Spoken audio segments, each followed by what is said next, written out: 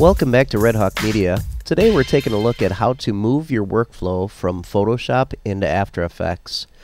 I have a number of students that are very proficient at Photoshop, feel more comfortable at creating things here.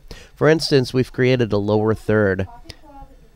If you look at our project here, we have 4 different layers that are going on. We've got the white rectangle. Let me just click off a few of these. We have the red rectangle. We have the title text. And then we have the subtitle text. Okay, so 4 different layers, all of which I would like to add animation to in After Effects. Okay, so I've got my project as of now, and basically what I want to do is I want to save this as a Photoshop document. So I'm going to make sure that my format is Photoshop, and then I'm going to give this name, I called it lower third 2, okay, and I'm going to leave it as such because I already have it saved. Okay, so save your Photoshop document to wherever it's handy, and I'm going to go ahead and do that. And now what I'm going to do is I'm going to move over to After Effects. Now in After Effects, this is what I've come up with the lower third. Give you an idea. And just a quick glare that goes across there. One more time, here it is, animated, white rectangle, rectangle, and the glare going across. So simple animation, but very nice and clean for, we got a little bit of a highlight on the text as well. And, you know, that it's a simple one for lower third. You don't want to draw too much attention away from what's going on.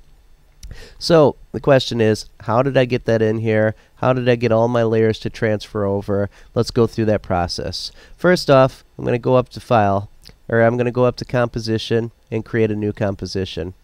When I did my Photoshop document, I created it at 1920 by 1080. The reason I did that is so that it would fit the dimensions of my actual video here. So I'm going to go ahead and create that. Don't worry about your background color. And click OK. So I've got this new comp here. And then if I go back to my project area, I already dragged this in. You're going to want to do the same. And I'll show you the process of this. Let me go ahead and hide this Photoshop.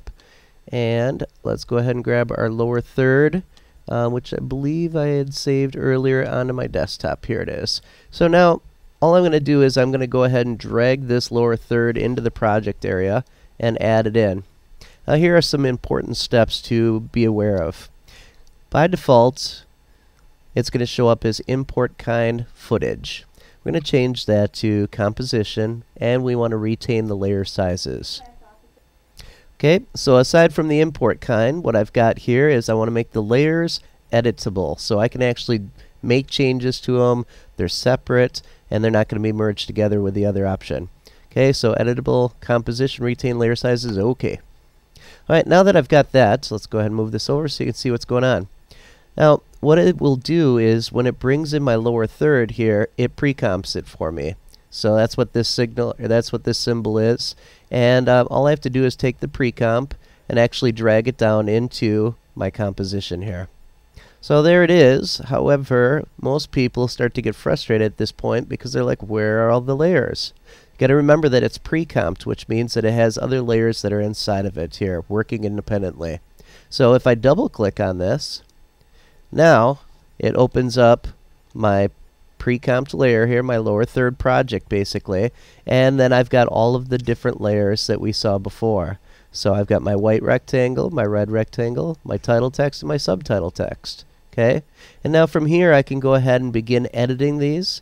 One thing I would show you really quick before you start adding your animations on is if I want to change this text, if I want to be able to get in here and edit it, I'm going to right click on it, and then I'm going to go to Convert to Editable Text. Now, it's going to give me some jargon about not having the font that I originally used here. That's okay. I can find a new font at this point to put on the text, or I can import that font into my fonts for After Effects here. Okay, so now I've got an editable text layer. I'd want to do the same thing for my subtitle text. Click on that. Again, it's editable text.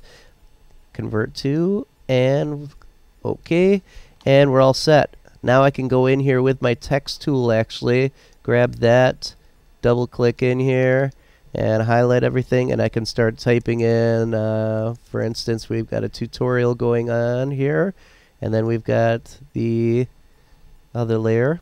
Let's change that up, and we've got red Hawk Media.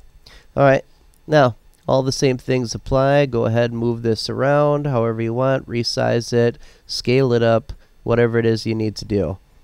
Okay, that's pretty much it for our tutorial today. I'm not going to get into the nitty-gritty of how I animated my lower third. If you're interested in that, just drop me a quick message on YouTube here, and any other ideas that you've got for tutorials in regards to moving workflow from Photoshop to After Effects. Alright, well thanks again for joining us for another episode of Red Hawk Media. Bye.